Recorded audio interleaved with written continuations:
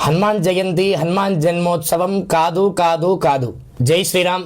April 2వ తారీఖు హనుమత్ విజయోత్సవం. చాలామంది హనుమాన్ జయంతి లేదా హనుమాన్ చిన్న జయంతి అని చాలా కన్ఫ్యూజ్ అవుతూ ఉన్నారు.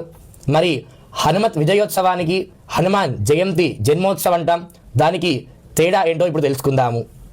విజయోత్సవం అంటే మరి రాముడు హనుమంతుని సహాయంతో సీతమ్మ జాడ వెతకడం, రావణుడిపై యుద్ధానికి రామసేతు వారధిని నిర్మించడం, లక్ష్మణుడు మూర్ఛపై పడిపోయినప్పుడు సంజీవని పర్వతంతో సహా పర్వతాన్ని తీసుకొచ్చి ప్రాణాపాయం నుంచి తప్పించడం, ఇలాగా ప్రతి క్షణం అడుగడుగున రాముడి వెంటే ఉన్నటువంటి ఈ యొక్క హనుమంతుల వారు మళ్ళీ రాముడు అయోధ్యకు చేరుకొని శ్రీరామ పట్టాభిషిక్తుడయ్యేంత వరకు కూడా అడుగడుగున ఉన్నందున ఆ యొక్క రాముడికి ఎంతో సంతోషమయ్యి ఇంత శ్రమ అమోఘమైనటువంటి సేవను గుర్తించి ఆ రోజు మన హనుమంతుల వారికి హనుమత్ విజయోత్సవం, ఇన్ని సేవలు నీ వల్ల జరిగాయి కాబట్టి నీకు విజయోత్సవాన్ని నా చేతుల మీదుగా చేస్తానని చెప్పి ఆ యొక్క రాముల వారు చెప్పడం జరిగింది.